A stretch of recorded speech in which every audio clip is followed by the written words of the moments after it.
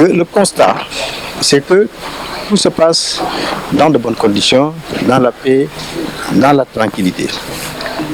On n'a nulle part enregistré d'échauffourées, de bousculades, ni de violence. Bien au contraire, on a toujours constaté des files d'électeurs paisibles et qui attendent le tour pour entrer dans le bureau de vote, sacrifiés à cette tradition républicaine. Ça, je ne peux pas vous l'affirmer. Ce serait impossible d'ailleurs que les 6 millions reçoivent tous leurs cartes d'électeurs, ce qui voulait dire qu'il y a une distribution à 100%. Distribution à 100%, je ne pense pas que ça puisse exister quelque part. Disons encore que ce serait un vœu, mais qu'il serait difficile de réaliser. Parce que pour avoir sa carte d'électeur, il faut aller la chercher. Il y a des Sénégalais qui ne sont peut-être pas allés chercher leur carte parce que par paresse, ou bien par démotivation, d'autres ils ne peuvent pas aller la chercher parce que Dieu est pitié de leur âme, ils ont disparu. D'autres qui ont totalement quitté le Sénégal et qui sont ailleurs et qui ont changé de lieu ou de pays de vote. Voilà.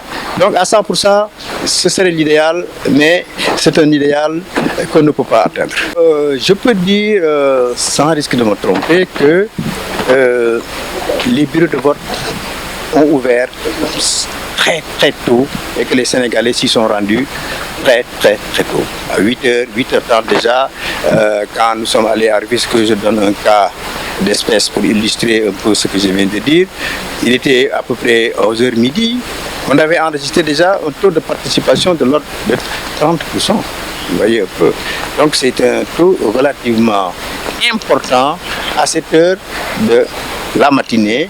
Et nous avons tout de suite quitté Guédiawaye, où on a enregistré à 14h à peu près un taux de participation de 50%, ce qui est relativement important. Donc ça, c'est des situations qui peuvent se produire. Les responsables sont là, ceux qui gèrent la circonscription. Vous savez, les autres de mission ne sont pas visés par la SEDA. Les autres de mission sont visés par les SEDA. Nous avons donc dans chaque circonscription où ces types peuvent se produire, des représentants qui donnent les instructions nécessaires pour corriger éventuellement ce qu'il y a lieu d'être, parce qu'ils sont chargés en tant que président de SEDA de régler ce genre de questions. Donc ils ne m'ont pas encore rendu compte de ces exemples dont vous venez de faire cas, et tout de suite, dès qu'on aura terminé, j'irai vers eux pour qu'ils puissent m'aviser de telles situations et les proportions de ces situations. Encore que nous ne sommes pas, d'ailleurs, dans un scrutin local ou municipal où ce genre de situation peut influer sur le bureau de vote et la répartition des voix pour atteindre ou non le quotient national. Voilà ce que je dois dire sur cette question-là. Les écarts de bureaux, sur le nombre de bureaux ou sur le nombre d'électeurs par bureau. Le nombre de bureaux et qui a également influé sur le nombre d'électeurs. Le nombre de bureaux, dans quelle proportion? Si vous dites qu'il y a 1 ou 2 bureaux supplémentaires dans un centre de vote, je parle sur le vice-président, que l'explication peut être donnée. Le vice-président peut vous dire la question telle qu'elle a été abordée et telle que la solution a pu être trouvée. Ce sont un trop plein d'électeurs qu'on a déversé dans un bureau pour éviter que le nombre d'électeurs par bureau excède les 600 qui sont prévus par la loi. Mais s'il y a de cette situation-là, ça n'affectera peut-être que 2 ou 3 ou 4 centres de vote, et ce sont des situations gérées.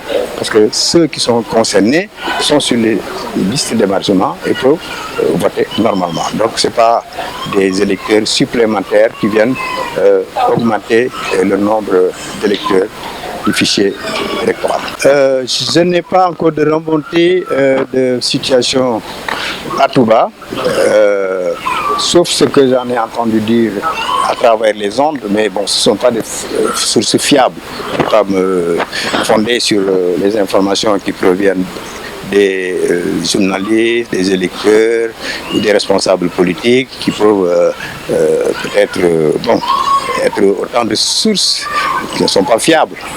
J'attends de recevoir des informations directement de mes représentants là-bas, à Touba, et notamment dans la localité de Touba Mosquée, où vraisemblablement il pourrait y avoir peut-être éventuellement des problèmes, mais je ne pense pas, à l'heure où je vous parle, qu'il y ait des problèmes de la gravité de ceux qu'on a enregistrés aux législatives.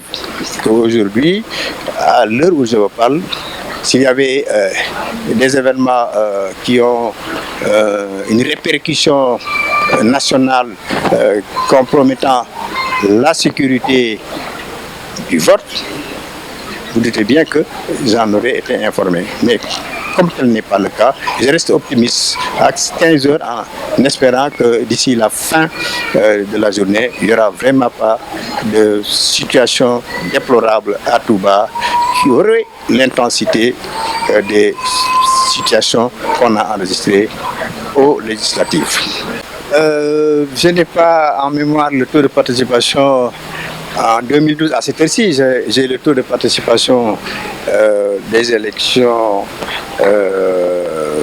peut-être au plan global, après le dépouillement et la publication des résultats. Mais ce que je constate aujourd'hui, de la même façon qu'il y a un fort taux d'inscription sur les listes électorales, au point qu'on a largement dépassé les 6 millions d'électeurs inscrits, de la même façon, on sent qu'il y a chez les Sénégalais une volonté de s'acquitter de leur droit de vote, dans des circonstances d'ailleurs qu'il faut saluer, parce qu'aujourd'hui, à 15 heures, il n'y a pas encore eu de situation fâcheuse, de violence, d'attentats sur les personnes ou sur les biens qui peuvent laisser penser que les Sénégalais sont des Sénégalais violents qui n'ont pas à l'esprit d'aller voter dans le calme et la sérénité pour assurer un scrutin véritablement transparent et fiable,